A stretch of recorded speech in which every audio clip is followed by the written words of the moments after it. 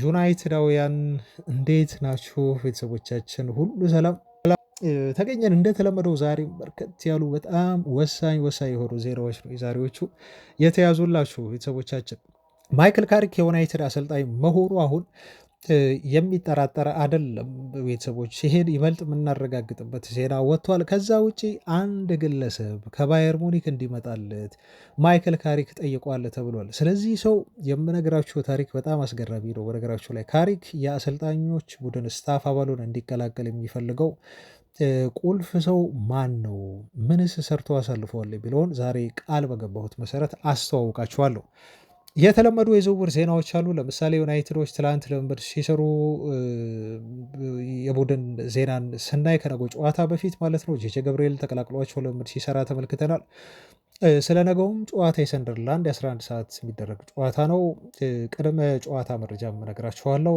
የአማድ ዲያሎንም ጉዳይ አስመልክቼ ሰንደርላንድን ሊገጥም ሲሄድ ቀድሞ የተጫወተበት የነገሰበት በዩናይትድ ተጫዋችነቱ በውሰት ተሰጥቶ የተጫወተበት ክለብ ነው እና ስለዚህም ጉዳይ አንዳንድ ነገር እንላለን። ከዛ ውጭ የተለመዱ የዝውውር ዜናዎች አሉን። በነገራችሁ ላይ ሉክሾን ተተኪ ከወደ ጀርመን ዩናይትዶች አጥብቀው ፈልገዋል ተብሏል። እንግሊዝ ውስጥም የሉዊስ ስኬሊ የዩናይትድ ፍላጎት ሩመር አይደለም፣ ተራ ሲሪየስ ነው። ዴይሊ ሜል ጋዜጣ ምን አወጣ? ይሄን ዜና ትሰማላችሁ። ከትላንቱ የሪያል ማድሪድ ግጭት በኋላ የኦሪሊየን ቹዋሜኒ ማንቸስተር ዩናይትድ ዝውውር አሁን ይበልጥ እየቀረበ መጥቷል ተብሏል። ይህን ያስባለው ምንድን ነው? የማህበራዊ ድረገጾች አክቲቪቲዎች፣ ቹዋሜኒ ያደረጋቸው ላይኮች፣ ፎሎ ያደረጋቸው ነገሮች፣ ብሩኖ ፈርናንዴስ ላይክ ያደረገው ነገር፣ ብቻ የትላንቱን የሪያል ማድሪድ ቤት ረብሻ ለዩናይትድ ጥቅም ይሰጥ የሆነው በቹዋሜኒ ዝውውር ላይ የሚለውን ዛሬ በጣም ሰፊ እና ጥሩ ኢንተረስቲንግ መረጃ አለ። እሱን ማድረሳችሁ ይሆናል። በነገራችሁ ላይ ክቡራን አድማጮቼ ቤን ጃኮብስ ስለ ዩናይትድ የግራ ክንፍ የማጥቃት የዝውውር ኢላማዎችም አዲስ የተባለ ዜና ይዞልን ብቅ ብሏል።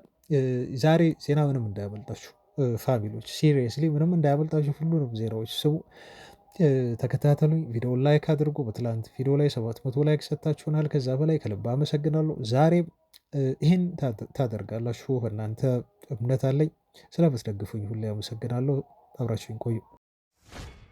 በተወዳጁ የእንግሊዝ ፕሪሚየር ሊግ የቀጣይ ሳምንት ጨዋታዎች ነገ ይደረጋሉ። በነገራችሁ ላይ የሚደረጉት ጨዋታዎች የ26ኛ ሳምንት ነው እና ሊጠናቀቅ 2 ሳምንት ብቻ ቀርቶታል። እንግሊዝ ፕሪሚየር ሊግ በጣም የምናፍቀው ሊግ መሆኑ በቅርቡ የሚቀር አይመስልም። ቤተሰቦች ግን ነገ ዩናይትድ ጨዋታ ያደርጋል። ያው እንደምታውቁት 11 ሰዓት ነው ዩናይትድ ጨዋታ የሚያደርገው።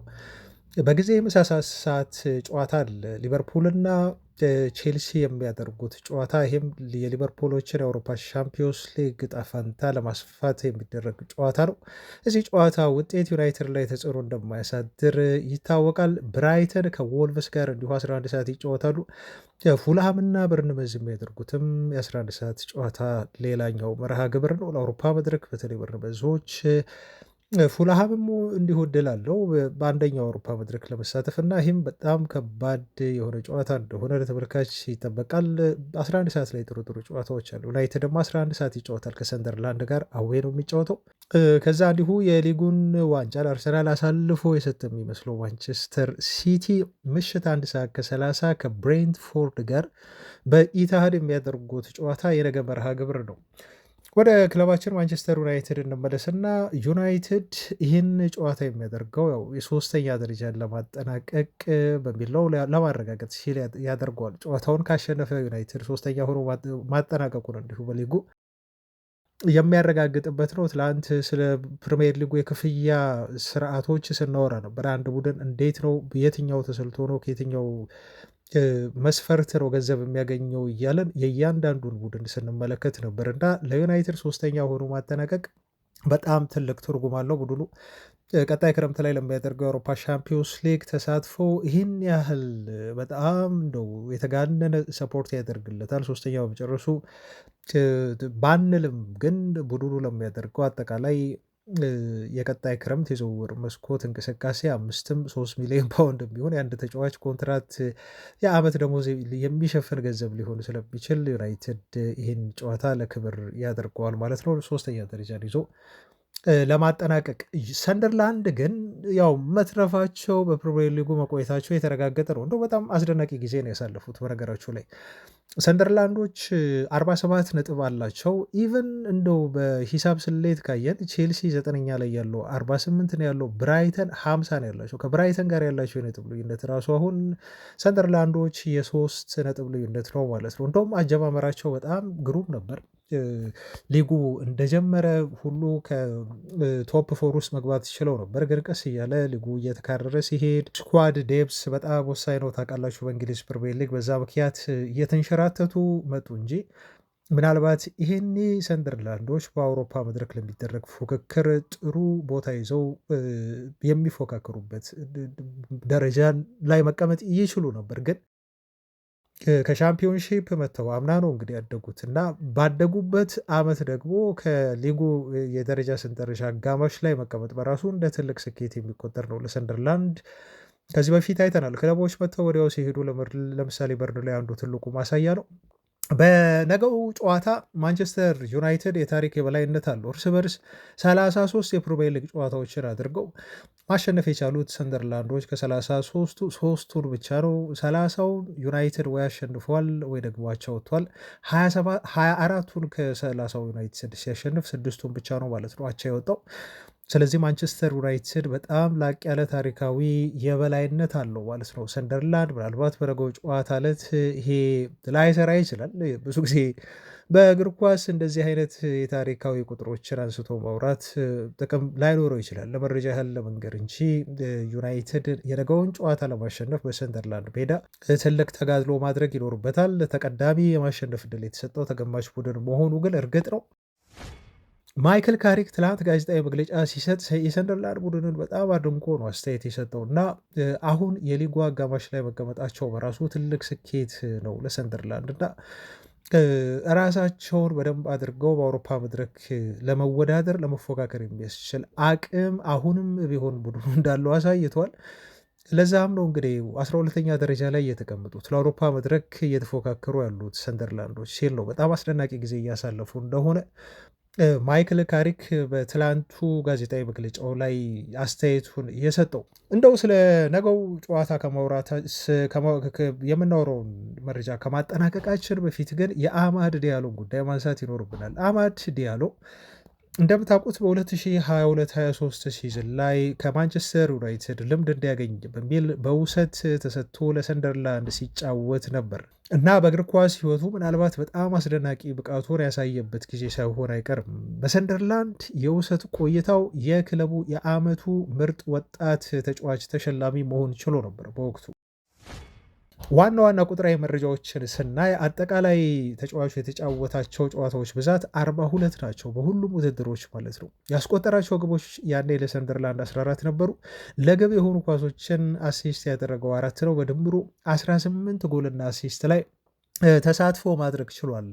በሻምፒዮንሺፑ ብቻ 37 ጨዋታን ያደረገው እንዲሁም 13 ጎሎችን በሻምፒዮንሺፕ በወቅቱ ማስቆጠር ችሎ ነበር ማለት ነው እና በ27ቱ የመጀመሪያ ተሰላፊ ሆኖ ሰንደርላንድን ማገዝ በክለቡ ታሪክ ምናልባት በዚህ ደረጃ የተወደደ ተጫዋች እኔ ብዙ ተመልክቼ አላውቅም። ሰንደርላንዶች ደጋፊዎቹ በጣም የሚወዱት ልክ እንደ ሱፐርስታር የሚወጡ አይነት ተጫዋች ነው እና በ181ኛው ደቂቃ ላይ ጎል አስቆጥሮላቸው ነበር ያኔ በውሰት ተጫዋቹ ሳለ ማለት ነው እዛ እና እንደውም አንድ ዝማሬ ነበር ሲዘመር የነበረ ሰንደርላንዶች በውሰት እያጫወታችሁ ካላችሁት ተጫዋች ጋር በፍቅር አትውደቁ ይሏችኋል ሌሎች ቡድኖች ሲያበሽቋቸው።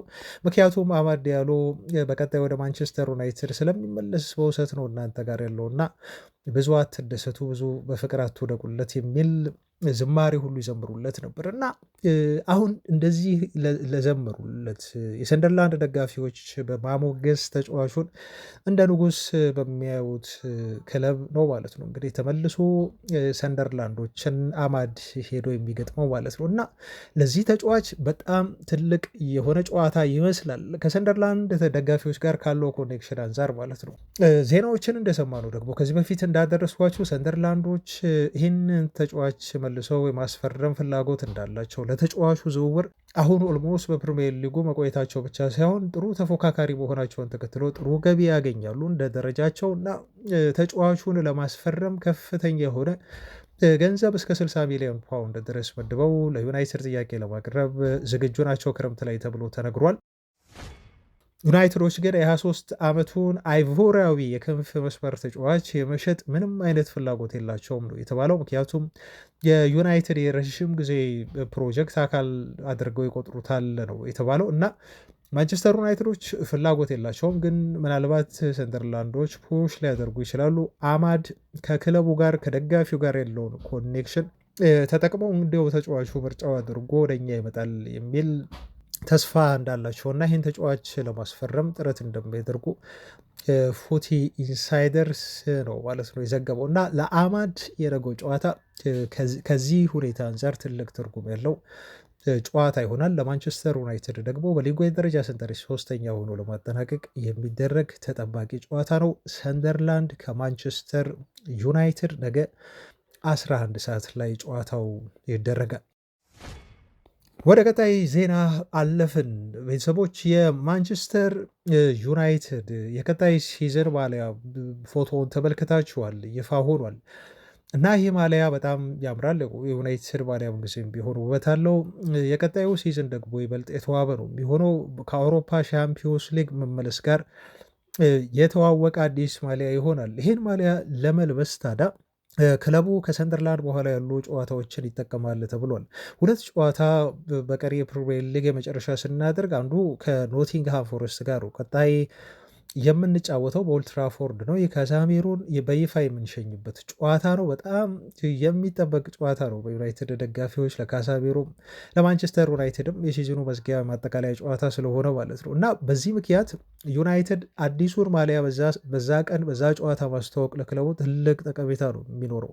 ቀደም ብሎ ማሊያን ማስተዋወቅ እና ይበልጥ ተደራሽ እንዲሆን በቀጣይ ሲዝን ላይ ይበልጥ ዩናይትድ ከማሊያ ሽያጭ ከፍተኛ ገቢ እንዲያገኝ የሚያግዘው ይሆናል እዛ ጨዋታ ላይ በማስተዋወቁ። ሌላው ጥሩ አጋጣሚ ደግሞ ከብራይተን ጋር የምናደርገው ጨዋታ ነው። የሲዝኑ ማጠቃለያ ጨዋታ ነው። ምናልባት ለዩናይትድ ጨዋታው ፋይዳ ላይ ሊኖረው ይችላል፣ ለብራይተን ግን ትልቅ ትርጉም ያለው ጨዋታ ነው። እዚህም ጨዋታ ላይ ዩናይትዶች በቀጣይ ሲዝን የሚጠቀሙትን ማሊያ ያስታውቃሉ ተብሏል።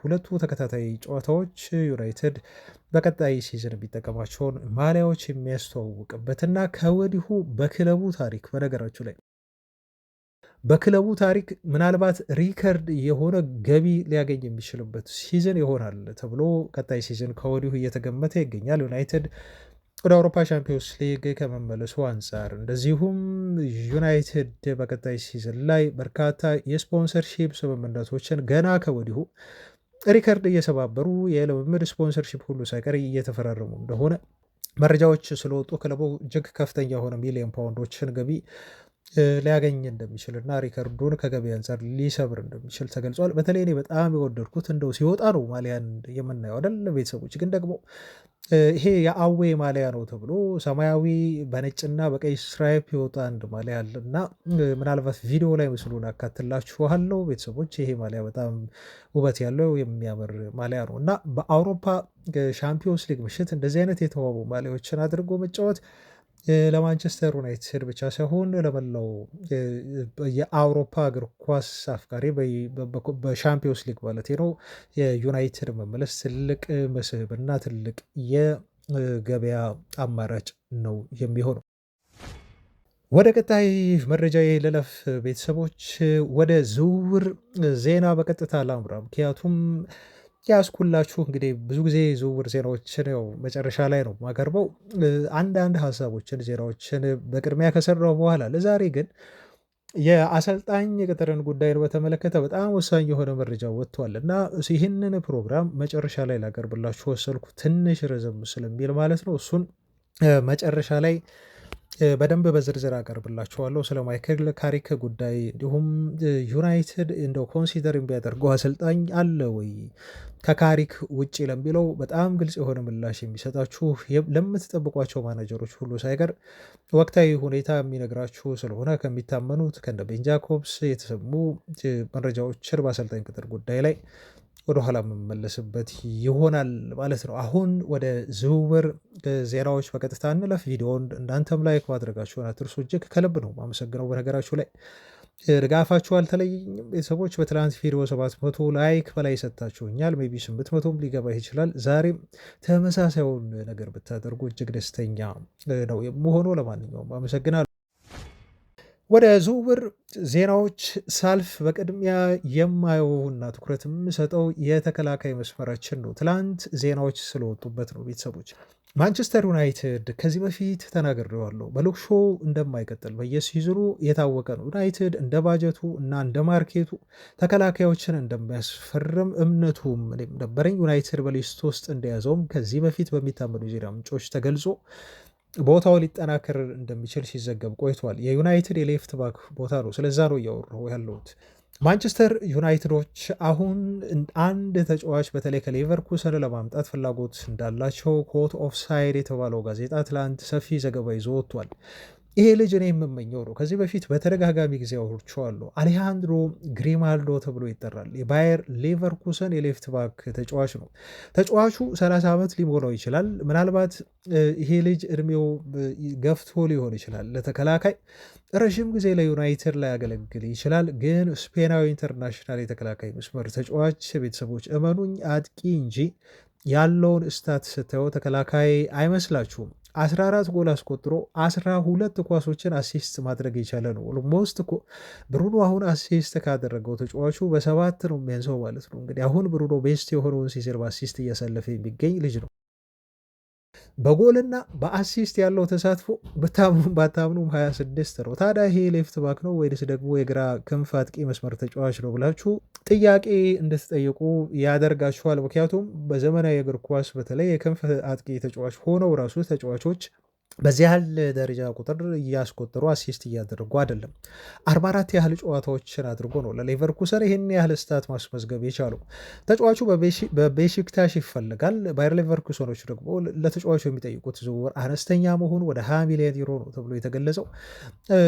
እንደውም ዩናይትድ ከዚህ በታች ጥሩ ተደራድሮ ሊያስፈርሙ ይችላል ተብሎ እየተገለጸ ይገኛል እና ይህን ልጅ ዩናይትድ እንዲያመጣው ህልሜ ነው። ልጁ በጣም የዩናይትድን የግራ መስመር ማሻሻል የሚችል ነው።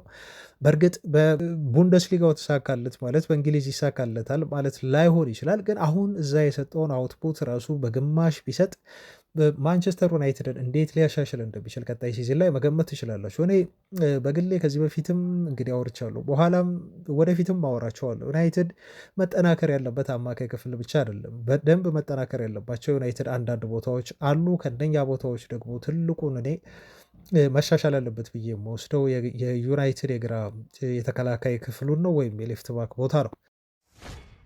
ይሄ ተጫዋች ብቻ አይደለም። በነገራችሁ ላይ የማይልስ ሉዊስ ስኬሊንም ጉዳይ በቅርበት እየተመለከቱት እንደሆነ ሜል ጋዜጣ ትላንት ዘግቧል።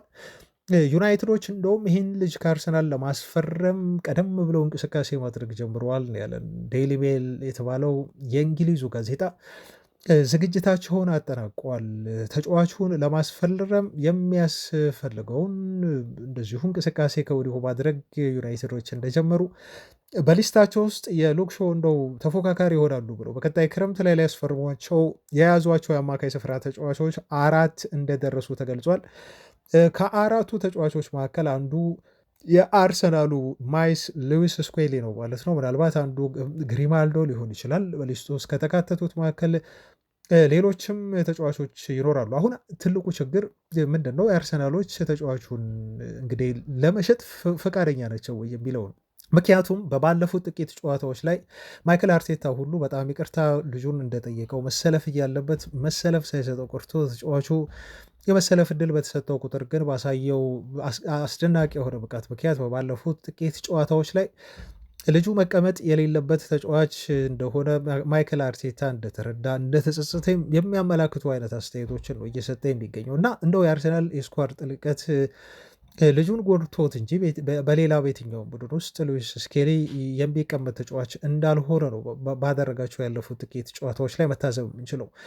ዩናይትዶችን ይበልጥ አትራክት የሚያደርገው በማይልስ ሉዊስ ስኬሊ ዝውውር ላይ ምን መሰላችሁ ቤተሰቦች? ተጫዋቹ ያለው ቨርሲቲሊቲ ነው። አንደኛ እድሜው በጣም ትንሽ ነው። ሁለተኛ ያለው እምቅ ችሎታ ነው። ከዛ ውጭ ደግሞ ዩናይትድ እንደው ደካማ ነው ብሎ በሚያስበው በአማካይ ክፍሉ ላይ ሁሉ ሳይቀር መጫወት ይችላል ማለት ነው። ስለዚህ ለማንቸስተር ዩናይትድ ይህን ተጫዋች መመልከት እና ለዝውውር እቅዱ አድርጎ ሊስት ውስጥ ማስገባቱ ብዙ የሚገርመን አይደለም። አይዲያል የሆነ የማንቸስተር ዩናይትድ ኢላማ ነው። ልጁ አማካይ ክፍል ላይ ሲያስፈልግ ሊጠቅም ሊያገለግል ይችላል። እንዲሁም የተከላካይ መስመር ላይ ሆኖ በግራ ቦታ ላይ መሰለፍ ይችላል። በዛ ምክንያት አርሰናሎች ምናልባት ዝውውሩን ከባድ ካላረጉባቸው በስተቀር ማንቸስተር ዩናይትድ ይህን ተጫዋች ለማስፈረም የአርሰናልን ቤት ማንኳኳቱ አይቀርም። ግን በጣም በጣም ጥሩ ዜና ቤተሰቦች እዚህ ጋር ምነግራችሁ ተጫዋቹ በግሉ ወደ ማንቸስተር ዩናይትድ ለመምጣት ፍላጎት ያለው መሆኑ አንደኛ፣ ሁለተኛ ነገር ደግሞ ይሄ ዝውውር ወደ ማንቸስተር ዩናይትድ እንዲከወን የተጫዋቹ ወኪሎች ናቸው ቀደም ብለው ዩናይትድን ኮንታክት ያደረጉት ተብሏል። ብዙ ጊዜ ተጫዋቾች ዩናይትድ ሊስት ውስጥ አካቶ እንደው አንዳንድ ተጫዋቾችን ሊጠይቅ ሊደውል ኮንታክት ሊያደርግ ይችላል። ግን አብዛኞቹ ብዙ ጊዜ በክረምት የዝውውር መስኮቶች ላይ በወኪሎቻቸው አማካኝነት እባካችሁ አስፈርሙን ብለው የሚቀርቡ ተጫዋቾች በብዛት አሉ። ከነኛ ተጫዋቾች መካከል አንዱ ሉዊስ ስኬሊ ነው።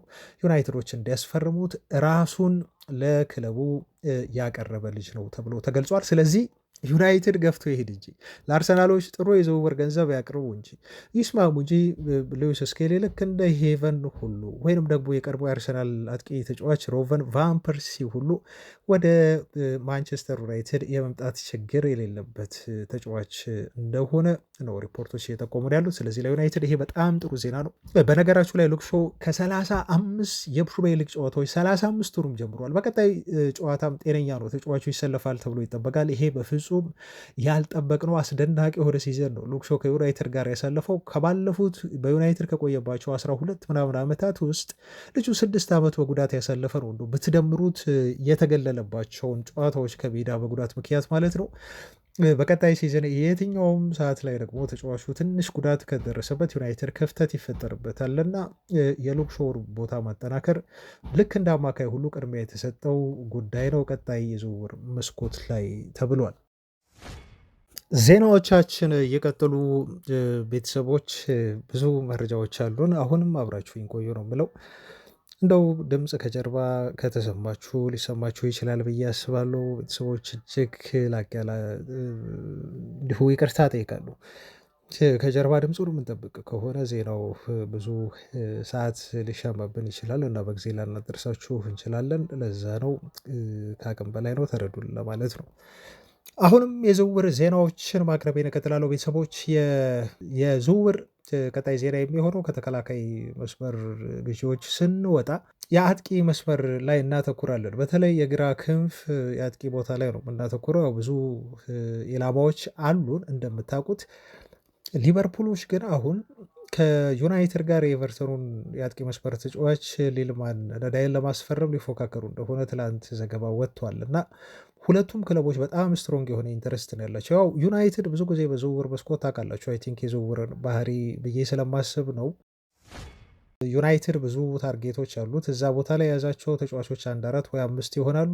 ዩናይትድ ብቻ አይደለም የሚፈልጋቸው፣ ሌሎች ክለቦችም መከታተላቸው እንደተጠበቀ ነው። ግን ሊቨርፑል አሁን ለኤቨርተኖች ምናልባት እስከ 70 ሚሊዮን ፓውንድ ለዚህ ተጫዋች ዝውውር ለማቅረብ ዝግጁ ናቸው ተብሎ መወራቱ ምናልባት ጠንከራ ተፎካካሪ ሳያደርጋቸው አይቀርም። ዘገባው ደግሞ የቲም ቶክ ነው። ንዳይ እንደው ያንግ ከሚባሉ እድሜያቸው በ24-25 አካባቢ ከሚገኙ ከፍተኛ ፖቴንሻል ካላቸው ተጫዋቾች መካከል አንዱ ነው። ፖቴንሻል ብቻ አይደለም፣ በነገራችሁ ላይ በፕሪሚየር ሊጉ ራሱን ፕሩቭ ማድረግ የቻለም ተጫዋች ነው። ተጫዋቹ ያለው ይሄ ቦል ኬሪንግ ኳሊቲ በተለይ ድሪብል የሚያደርግበት መንገድ ስኬታማ ከሆኑ ድሪብሎች አሁን እንደው ከተቀየረ በቅርብ አላቅም እንጂ ቤተሰቦች እስከ ቅርብ ጊዜ ድረስ የተሳኩ ድሪብሎችን በማድረግ የተዋጣለት ተጫዋች ነው። በጣም የሚገርም ስኪል ያለው ልጅ ነው እና ይህን ልጅ ለማስፈረም ዩናይትዶች በተለይ ይጠናከርልናል ብለው ለሚያስቡት የግራ የአጥቂ መስመር ቦታ በጣም ወሳኝ ነው የሚሆነው። ክለቡ እንደ እቅድ የያዘው በሊጉ ልምድ ያለው እድሜው በሀያዎቹ አጋማሽ የሆነ የሚለውን መስፈርት በሙሉ የሚያሟላ ነው እና ማንቸስተር ዩናይትዶች አንድ የአጥቂ መስመር ተጫዋች ማምጣታቸው አይቀርም። ከክንፍ እየተነሳ አንዱ ሊልማን ዳይ ሊሆን ይችላል፣ ግን ከሊቨርፑል ቀላል ፉክክር አይጠብቀውም ነው ያለን ቲም ቶክ ጋዜጣ።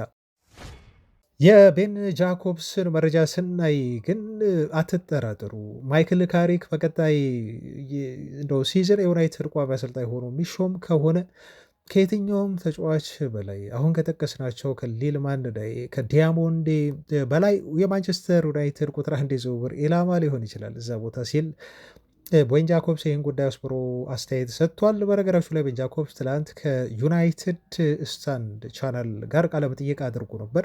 የተለመደ ሳምንታዊ ወይ በሳምንት ሁለት የሚያደርገው ቃለመጠየቅ አለና በአንዳንድ የዝውውር ጉዳዮች ላይ ዩናይትድን የተመለከቱ ጉዳዮች ላይ በተለይ ክሊር ያደርጋል። እየቀረበ ጥያቄ ይጠየቃል፣ በተወሩ ጉዳዮች ላይ ምላሽ ይሰጣል እና ሮጀርስ አለሱ ሮጀርስ ማይክል ካሪክ በተለይ ዩናይትድ ቋሚ አሰልጣኝ ሆኖ የሚቀጠር ከሆነ በቀጣይ ክረምት ቁጥር አንድ የዝውውር ኢላማ መሆኑ አይቀርም ሲል ነው እንግዲህ ይህንን ተጫዋች የገለጸው እና ብዙ ሊስቱ ላይ ተጫዋቾችን ቢይዝም ዩናይትድ ግን ካሪክ አሁን የዩናይትድ ቋሚ አሰልጣኝ መሆኑ ስለማይቀር በኋላ ዜና ስለምነግራችሁ እና እየመሰለም እየሆነም ያለ ነገር ስለሆነ አሁን ሮጀርስን ጠብቁት፣ ፖፕ ያደርጋል እና በዛ ቦታ ላይ ዩናይትድ ሊያስፈርም የሚፈልገው ተጫዋች መሆኑ ይበልጥ እየተረጋገጠ ይመጣል ብሏል። ከካሪክ ቆይታ ጋር አያይዞት ማለት ነው እና ቤተሰቦች ይህንን ጉዳይ ትላንትም ዜናውን አንስቼ ነበር።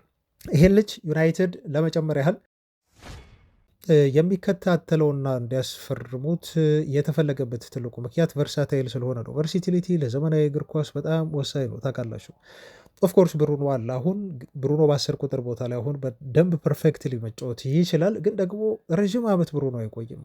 ይሄ ልጅ ግን ለቀጣዮቹ ምናልባት 8 ወይ 10 ዓመታት ዩናይትድን ማገልገል የሚያስችል አቅም ያለው ልጅ ነው ሮጀርስ። በዛ ምክንያት ዩናይትድ በክንፍም ሊያጫውተው ይችላል፣ በ10 ቁጥርም በኋላ ላይ ብሩኖ ከለቀቀ በኋላ ሊያጫውተው የሚችል ልጅ መሆኑን ተከትሎ በተለይ ደግሞ ካሪክ የዩናይትድ ቋሚ አሰልጣኝ ሊሆን እየተቃረበ መሆኑን ተከትሎ ወደ ማንቸስተር ዩናይትድ የመምጣት እድሉ በጣም ሰፊ ነው። እንደውም ከኮል ፓልመር ይልቅ ሲል ትላንት እኔ የነገርኳችሁን መረጃ ነው ቤን ጃኮብስን በድጋሚ ተናግሮ ያረጋገጠልን ማለት ነው። ኦፍኮርስ ከተለያዩ መረጃ ምንጮች ያጠናከርኩት ዘገባ ትላንት እንዳደረስኳችሁና እንደጠቆመኝ ከሆነ ፓልመር በቀጣይ ክረምት ወደ ዩናይትድ የመምጣት እድል የለውም።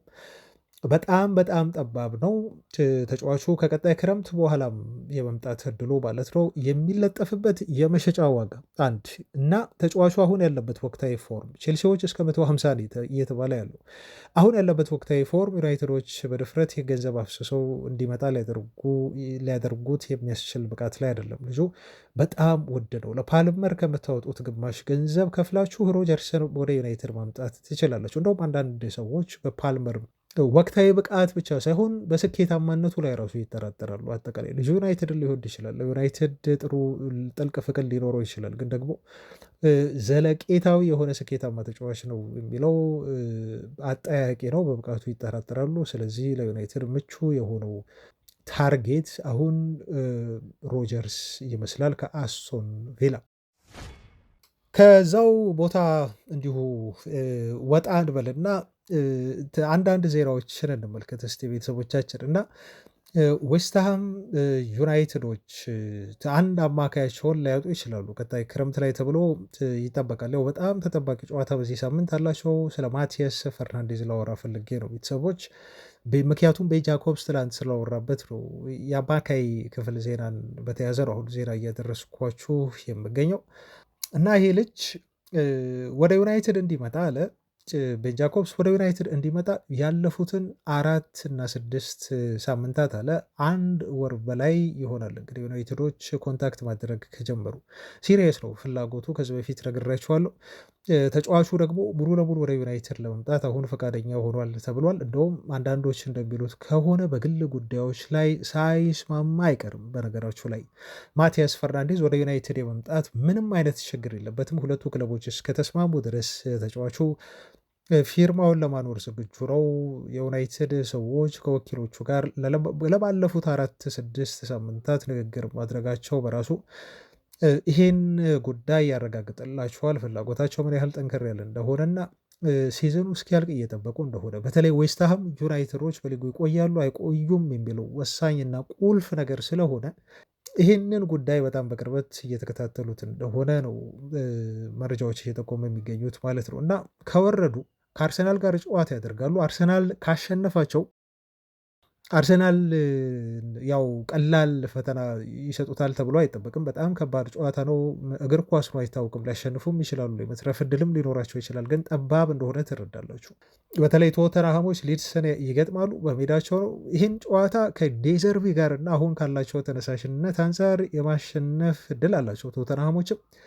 ብቻ ለማንኛውም ዌስትሃም ዩናይትድ ከሊጉ የሚወርድ ከሆነ የማቲያስ ፈርናንዴዝ የዩናይትድ ዝውውር ይቀላል፣ ዋጋው ሁሉ ሊቀንስላቸው ይችላል። በዛ ምክንያት ቀጣዩ የዌስትሃም እጣ ፋንታ በሊጉ ያለው ለዚህ ተጫዋች የዩናይትድ ዝውውር ወሳኝ ነው ብሎናል። በልጁ በኩል ያለው ጉዳይ ግን ለዩናይትድ ችግር አይሆንም፣ የደሞዝ የኮንትራት ጉዳይ። ምክንያቱም ማቲያስ ፈርናንዴዝ ወደ ዩናይትድ ለመምጣት ሙሉ ለሙሉ ፈቃደኛ ነው ብሏል ቤን ጃኮብስ።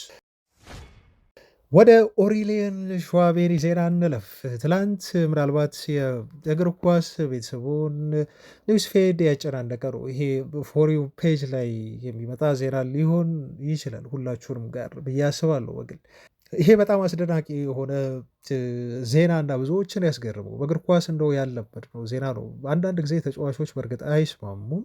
ይሄ ያለመስማማት ግን በዚህ ያህል ደረጃ ሁለት ተጫዋቾችን ለቦክስ ጋብዞ ለድብድብ ጋብዞ አንደኛው ተጫዋች ጉዳት ደርሶበት እስከ ሆስፒታል ድረስ የሚያደርስ ይሄ በእግር ኳስ ታሪክም ታይቶ የሚያውቅ አይመስለኝም። በተለይ አንድ ቡድን አጋር ሆኖ በዚህ ደረጃ መጣላት ማለት ነው። እና አሁን ይሄን ነገር ወደ ዩናይትድ ያመጣሁት የኦሪሊየን ሸዋቤሪን ጉዳይ ላነሳ ስለሆነ ነው። ቤን ጃኮብስ ስለዚህ ተጫዋች ትላንት ተጠይቆ ማንቸስተር ዩናይትዶች ይህን ተጫዋች ቀርበው አናግረዋል ብሏል። እና ፎርማቲቭ የሆነ አፕሮች ነው ያደረጉት። ይሄን ፎርማቲቭ የሆነ አፕሮች ያደረጉት ደግሞ እስካሁን ከተጫዋቹ ጋር ብቻ ነው። እዚህ ጋር አስምሩበት ቤተሰቦች። እና ኦሪሊየን ሸዋቤሪ በቅርቡ በሰጠው ቃለ መጠይቅ ላይ ስለ ዩናይትድ ስላለው ሀሳብ ምን ያህል የማንቸስተር ዩናይትድ ተጫዋቾችን እንደሚያደንቅ ነግሬያችሁ ነበር። ከዛ ውጪ ተጫዋቹ የዩናይትድ ተጫዋቾችን ፖስት ሁሉ ሪያክት ያደርጋል። የማይክል ካሪክን ፖስት ሪያክት አድርጓል። የብሪያን ምቦሞን የዩናይትድ ዝውውር ሁሉ ላይክ አድርጓል። ልጁና ዩናይትድን በጣም በቅርበት የሚከታተል ምናልባት እኔ በይፋ አልገለጸውም እንጂ ዩናይትድ ደጋፊ ነው ብዬ ባልልም ግን በእርግጠኝነት ተጫዋቹ ዩናይትድን የሚከታተል ልጅ እንደሆነ መናገር መመስከር ይችላሉ ቤተሰቦች። እና ዩናይትድ ልጁ ላይ ያለው ፍላጎት በጣም ሪያል የሆነ ኢንተረስት እንደሆነ አሁን የምናምናቸው ጋዜጠኞች ሁሉ እየነገሩ ነው የሚገኙት። እና ማድሪድ በኩል ነው አሁን ትልቁ ነገር የሚጠበቀው። ማድሪዶች ተጫዋቹን ለመሸጥ ወስነዋል። ምክንያቱም እሱን የሚሸጡት ግዴታ ተጫዋች ማምጣታቸውን እርግጠኛ ሲሆኑ ነው። ይሄ መታወቅ አለበት ቤተሰቦች።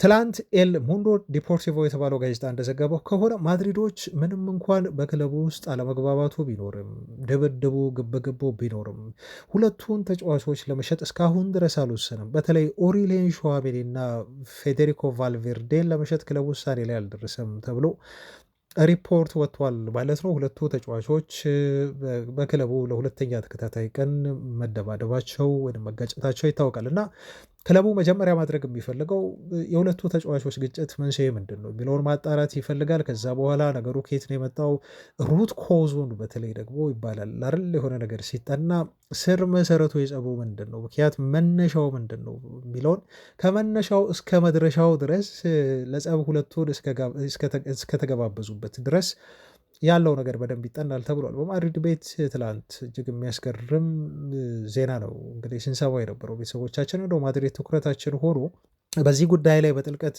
ባናወራበትም ባናየውም ማድሪዶች እያንዳንዱ እንቅስቃሴያቸው ፉቴጅ አላቸው። ልምምድ የሚሰራው በካሜራ እንደሆነ ይታወቃል። ስለዚህ ሸዋሜኒም ኦሪሌህን ሸዋሜኒና ፌዴሪኮ ቫልቬርዴም ሊያመልጡ አይችሉም ማለት ነው ከዚህ ጉዳይ ላይ የቪዲዮ ማስረጃዎች ስላሉ። ስለዚህ ምንድን ነው የሚሆነው ማለት ነው ቤተሰቦች አይ ቲንክ እንደኔ ከሁለቱ አንዱ የመልቀቅ እድል አላቸው። እሱ ብቻ አይደለም ኬላን ምባፔም ሁሉ ከክለቡ ሊለቅ የሚችልበት እድል በቀጣይ ክረምት ላይ በጣም በጣም ሰፊ ነው።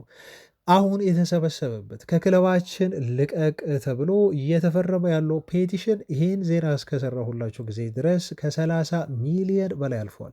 ምናልባት 40 ሚሊዮን ገብተው ሊሆን ይችላል። ትላንት በሰዓታት ልዩነት ነው በሚሊየንስ የሚቆጠሩ ሰዎች ገብተው ሲፈርሙት የነበረው ፔቲሽኑን። አንዳንዶች የባርሴሎና ደጋፊዎች ናቸው ገብተው እየፈረሙ ያሉት ብለው ለማጣጣል ሙከራ ያደርጋሉ። ግን በታሪክ ቤተሰቦች በታሪክ ይሄን ልንገራችሁ አንድ ነገር ይፈጸምልን ተብሎ በሆኑ ግሩፖች ወይም በሆኑ ፋኖች እንደዚህ አይነት ፊርማ ሲፈረም በታሪክ 24 ሚሊዮን ነው ከፍተኛው። ኬላን ምባፔ በመጥፎም ቢሆን ይሄን ሪከርድ ሰብሮታል። በጣም የሚያስገርም ነው ቤተሰቦች፣ በጣም የሚያስገርም ነው። ይሄ 30 ሚሊዮን ህዝብ 30 ሚሊዮን የእግር ኳስ አፍቃሪ ተመልካች ወይ የሪያል ማድሪድ ደጋፊ የሚለውን በቅንፍ አስቀምጡት። ይሄን ፊርማ ያሰባሰቡት ዝም ብሎ አይደለም። ተጫዋቹ ከክለባቸው እንዲወጣ የሪያል ማድሪድ ብጥብጥ፣ ሪያል ማድሪድ ቤት ያለው ረብሻ ትልቁ መንስኤ ነው ብሎ ስላሰቡ ያደረጉት ነገር ነው። ይሄን ተመልክቶ ተጫዋቹ በማድሪድ ቤት ሊቆይ አይችልም። አሁን ወደ ዩናይትድ ሊመጣ ይችላል የሚለውን ዜና ለማንሳት ፈልጌ አይደለም፣ ግን የማድሪድ ጸብ በቀላሉ የሚፈታ አይደለም። ተጫዋቾች እስካለቀቁ ድረስም ለዘላለም የሚፈታ አይመስልም። እነኚህ ተጫዋቾች ቹዋሜኒም ሆነ ቬልቬርዴ በዚህ ሁኔታ ውስጥ ሆነው የክለቡን ማሊያ አድርገው ሁሌ ቀን በቀን አብረው ልምምድ እየሰሩ ከዚህ በኋላ ለማድሪድ የሚፋለሙ ተጫዋቾች አይመስልም። ዛሬ የሚደረገው የማድሪድ የልምምድ ፕሮግራም ሁሉ ሳይቀር ይሰረዝ ተብሎ በተጫዋቾቹ ሁሉ የተጠየቀበት ሁኔታ ነው ያለው። ምክንያቱም ዛሬ ደግሞ ማን ነው የሚጣሉት? ያው ቫልቨርዴ አይመጣም መቼስ ጉዳት ላይ ነው። ሸዋሜኒ ነው የሚኖሩ። ለምን እንደዚህ ያደረግከው? ለምን መታኸው ተጫዋቹን ብሎ ደግሞ አንዱ መልሶ ከሸዋሜኒ ጋር ጸብ ሊፈጥር የሚችልበት በግሩፕ ስለሆነ እየተጣሩ ያሉት ሳይድ ከፍሎ ነው። ምባፔና የሸዋሜኒ ሳይድ ለብቻ አሉ። ከእንደገና ደግሞ የቪኒሽስ ጁሪየር እና የማን ነው የሌሎችም ተጫዋቾች ግሩፕ ለብቻ አለ። ስለዚህ ልምምድ ሁሉ ይሰረዝ ብለው የሪያል ማድሪድ ተጫዋቾች ከኤል ክላሲኮ ጨዋታ በፊት እኮ ነው የጠየቁት። ልምምድ የዛሬው ይቅርብን፣ ምክንያቱም ጥሩ ሙድ ስለሌለ በቲሙ መካከል ሌላ ጸብ ደግሞ ሊከሰት ይችላል ብለው ስለሰጎ ማለት ነው። እና በዚህ ሁኔታ ሪያል ማድሪድ እነኝህ ተጫዋቾች ይዞ አይቆይም ልላችሁ ፈልጌ ነው ቤተሰቦች። ሞስት ፕሮባብሊ በተለይ ከቫልቨርዴ ይልቅ ሸዋሜኒ የመውጫ በሩን ሊያመላክቱት ይችላሉ። ምክንያቱም የተነኮሰው ቫልቨርዴ ሊሆን ይችላል እየተባለ እንደሆነ ከሆነም ቫልቨርዴ ነው የቀሰቀሰው ጸቡን የተባለው። ሸዋሜኒ ግን አላስቸወለውም፣ እርምጃ ወስዷል እና ተጫዋቹን ጎርቶታል። ስለዚህ ይህን ጉዳይ ማድሪዶች በቀላሉ አዩትም፣ ይመረምሩታል እና ሸዋሜኒን ለሽያጭም ያቀርቡታል። ይሄ ሩት ኮዞ አልታወቅም። በነገራችሁ ላይ በአንድ የመጣ ጸብ ነው ብዬ ነው ያለስም የተደራረበ ነው እና እንደው ሽርፍራፊ መረጃዎች ሲወጡ ከዚህ በፊት ስናደርሳችሁ ሸዋሜኒ ማድሪድ ከሸጠኝ ይሄዳሉ አይነት አስተያየትን ነው ሲሰጥ የነበረው እና አሁን ለመልቀቅና ወደ ማንቸስተር ዩናይትድ ለመምጣት ተጫዋቹ ትክክለኛው ጊዜው ነው የሚመስለኝ። ግን ደግሞ ውሳኔዎችን ወደፊት አብረን የምናይ ይሆናል። ፋብሪሶ ሮማኖ በዩቲዩብ ገጹ ላይ ወጥቶ ምን አለመሰላችሁ? ለምሳሌ አለ ማንቸስተር ዩናይትዶች ሸዋሜኒን በደንብ አድርገው ይፈልጉታል። ይሄ ምንም ጥያቄ የለውም፣ ሊስታቸው ውስጥ የሚገኝ ተጫዋች ነው አለ። ምናልባት ለማንቸስተር ዩናይትድ ቀስ እያለ ሁሉ የህልም ፈራሚ የሆነ የመጣ ተጫዋች ነው ሲል ይገልጻል። የህልም ፈራሚ የምንለው ኤድሪም ታርጌት በሚለው እዚህ ጋር እንግሊዝኛ ቋንቋ ይቀመጥ ትንሽ ሴንስ ስለሚሰጥ ነው በእንግሊዝኛው። ነገር ግን አለ ይሄ ማለት ሸዋሜኒ ወደ ማንቸስተር ይሄዳል ብሎ ለመደምደም አይደለም። ምክንያቱም ተጫዋቹ ከቫልቬርዴ ጋር ስለተደባደበ ብቻ ወደ ማንቸስተር ዩናይትድ የሚያደርገው ዝውውር ተረጋግጧል ማለት አይደለም። ሁኔታዎችን ግን በሂደት ማየት ይኖርብናል ያሉትን ዲቨሎፕመንቶች ሲል ነው ፋብሪሶ ሮማኖ በዚህ ተጫዋች ጉዳይ ምላሽ የሰጠው። ወደ መጨረሻ የዜና ምዕራፍ ተሸጋገረን። የመጨረሻው የዜና ክፍላችን ነው ይሄ። እንደው ከቅድሙ ዜና ለቀጥል አሁን ስላገኘሁኝ ነው ተጫዋቹን በተመለከተ ሸዋሜኒን በተለይ ሳወራችሁ ነበር አሁን እና አንደኛ እዛ የቅድሙ ፕሮግራሙ ላይ ያልነገርኳችሁ ብሩኖ ፈርናንዴዝ ላይክ አደረጉ። ይሄን ብሬኪንግ ብሎ ፋብሪሲዮ ሮማኖ የፖስተው ፖስት አለ አይደል?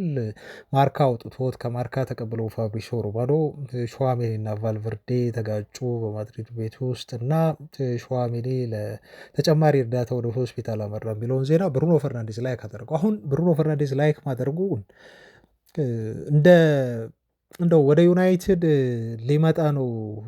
ለዛ ነው ብሩኖ ፈርናንዴዝ ላይክ ያደረገው ብዬ ላወራችሁ አልችልም፣ ግን እንግዳ የሆነ ነገር ነው። አይ ቲንክ እንደ ማንኛውም ሰው እንደ ማንኛውም የኢንስታግራም ተከታታይ እንደ ማንኛውም ፋብሪሲዮ ሮማኖ ተከታታይ ብሩኖ ፈርናንዴዝ ዜናውን ሳይ ላይክ አድርጎ አልፎት ነው። አንዳንድ ጊዜ እኮ በጣም የምንወዳቸው ተጽዕኖ ፈጣሪያን የሆነ ነገር ፖስት ሳያደርጉ የሚሉትን ሁሉ ሳንሰማ ነው ላይክ የምናደርገው አይደል? እኔ ጀስት ላይክ እንደዛ ቆጠርኩት። እናንተ በፈለጋችሁት መንገድ ተረዱት። ምናልባት እዛ ቤት ከተፈጠረው ጸብ አንጻር ቹዋሜኒ ወደ ማንቸስተር ዩናይትድ ሊመጣ ነው የሚለውን እሳቤ ወስዶም ሊሆን ይችላል ብሩኖ ያደረገው። ዊዶን ነው አናቅም።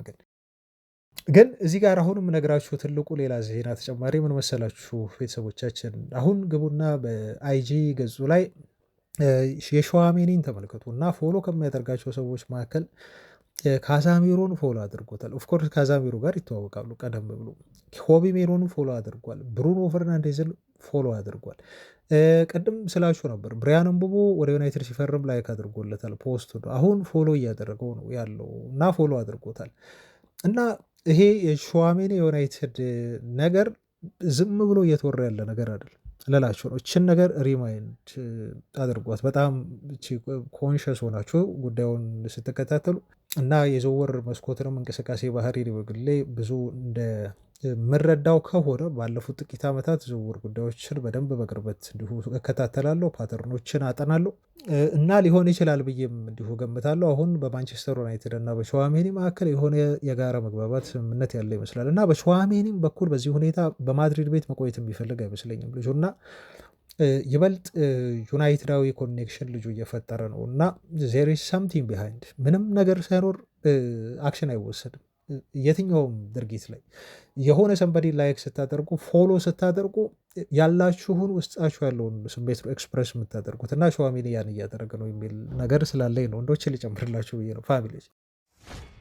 አሁን የምወስዳችሁ ወደ አሰልጣኝ ቅጥር ጉዳይ ነው። ነገራችሁ ላይ የአሰልጣኝ ቅጥር ጉዳይን ከመመልከታችን በፊት ደግሞ በጥልቀት ስለ ሉዊስ ኤንሪኬ ትንሽ ላወራ። ትላንት አላወራሁበትም፣ እንደው በጣም ቪዲዮ ይረዝማል ብዬ ስላሰብኩኝ ላወራሁት።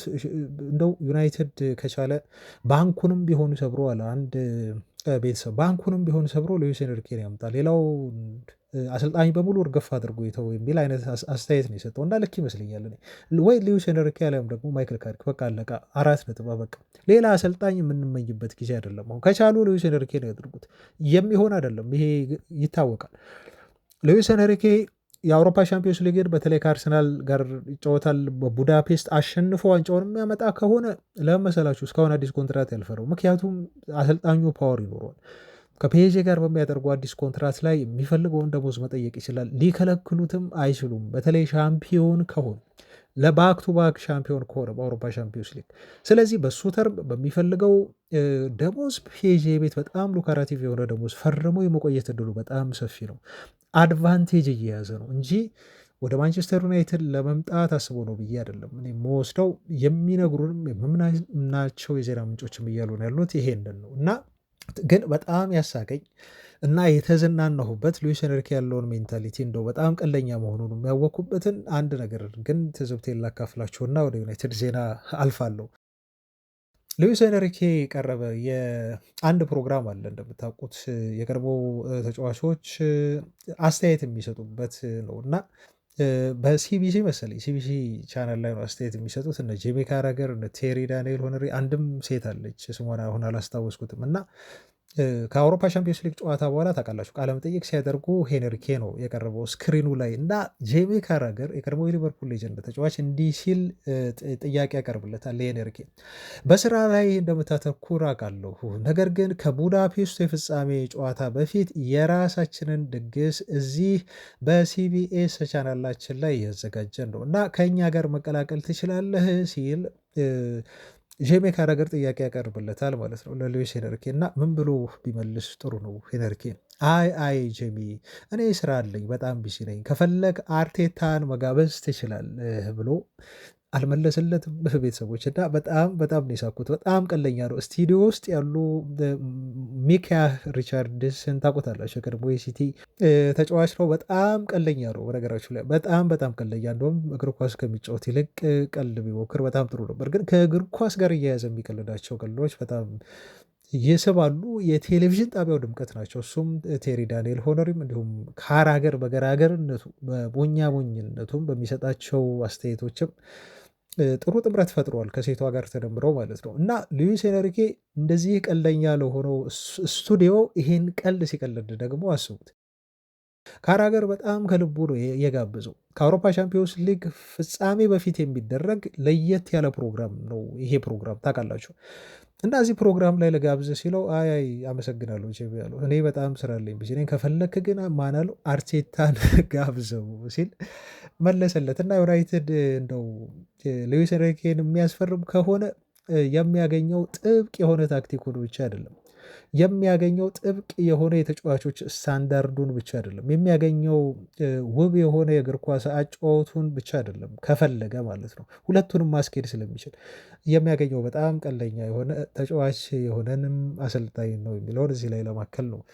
ወደ ዩናይትዳዊ ወደ ሆኑ ዜናዎች እንመለስና የዩናይትድ አሰልጣኝ ቅጥርን በተመለከተ አሁን ቤተሰቦች አትጠራጥሩ፣ ነገሮች በሙሉ ወደ ካሪክ ያመራሉ። ለምንድን ነው ወደ ካሪክ የሚያመሩት መሰላችሁ? ቤን ጃኮብስ ትላንት ቀርቦ አንድ ነገር ተናገረ። እንደው ወደ ዩናይትድ ሊመጣ ይችላል ብለን የምናስበው የቅርቡ አሰልጣኝ ኔግሊስማን ነው አይደል? ግን በዚህ ስቴጅ አለ በዚህ ደረጃ ኔግሊስማን ወደ ማንቸስተር ዩናይትድ እንዲመጣ ፎርማል ስቴፖች አልተካሄዱም ነው ያለው። ኦልሞስት አሁን እኮ ተጫዋች ቀጥረን አሰልጣኝ ቀጥረን ይፋ የምናደርግበት ጊዜ ነው፣ ግን ፎርማል የሆነ አፕሮች ራሱ አሁን አልተደረገም ነው ያለው። በኢንተርሚዲያሪዎች አማካኝነት ነው ያወሩት ኔግሊስማንን ነው የሚለን። ይሄ የሶስተኛ ወገን ድርድር ጥያቄው ምንድን ነው የሆነው? ደግሞ በሶስተኛ ወገን ሆኖ አሰልጣኙ መምጣት ይፈልጋሉ ወደ ዩናይትድ፣ ምን ያህል ደሞዝ ይጠይቃል? እንዲሁም ክለብ የመያዝ ፍላጎት አለው ወይ? አሰልጣኙ ምንድን ነው የሚያስበው በዚህ ጉዳይ ላይ ተብሎ ነው ገና የተጠየቀው። እሱም ከወኪሎቹ ጋር ቀጥታ ሳይሆን በመሀል በሚገቡ ደላሎች አማካኝነት ኢንተርሚዲያሪ እንደ ደላላ ስለሚቆጠር እዚህ ጋር እና ይሄ ሁሉ ገና ሳውንድ ዳውት እያደረጉ ነው። አሰልጣኙ ላይ ጥያቄ ያላቸው ለምሳሌ ፕሮጀክት ማናጀር ነው ወይ አሰልጣኝ የሚል ጥያቄ በትልቁ ተነስቷል በዩናይትድ ቦርድ ውስጥ።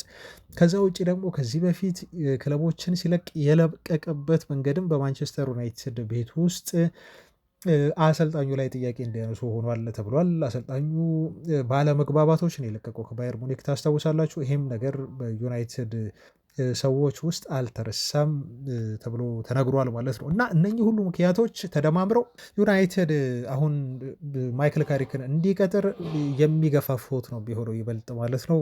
ቤን ጃኮብስም የነገረን ይሄን ነው። ስትሮንግ የሆነ ቻንስ አለው ካሪክ ዩናይትድ አሰልጣኝ እንዲሆን።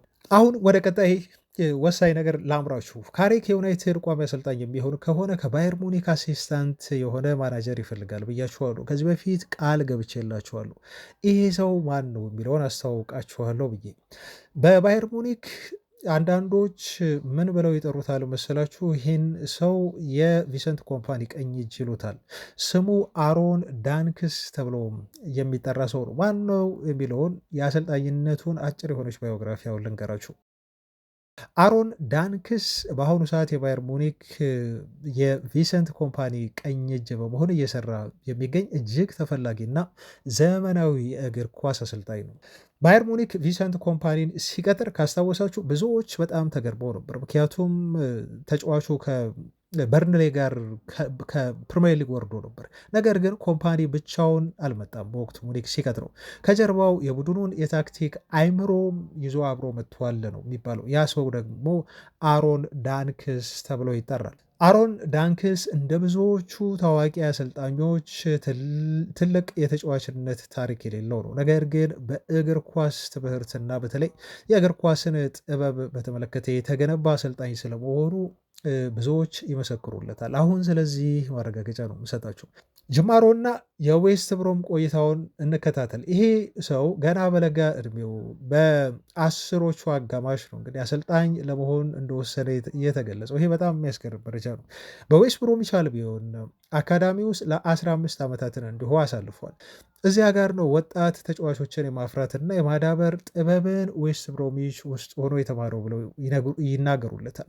ቁልፉ ስኬት ስናይ በዌስት ብሮም ቤት እንደ ሳኢዶ ቤራሂኖ ያሉ ተጫዋቾችን እንዲያድጉ ትልቅ ድጋፍ ያደረገም ሰው እንደሆነ ይነገርለታል ማለት ነው።